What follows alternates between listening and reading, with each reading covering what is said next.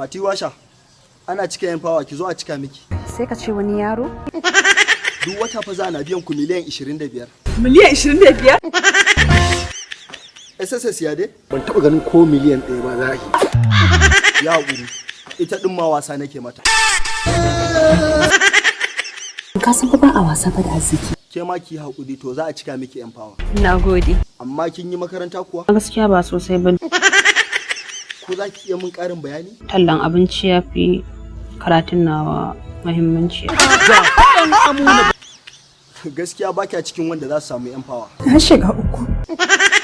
Kin ga ma tafiya ta. Dakata malam. Ina wallahi.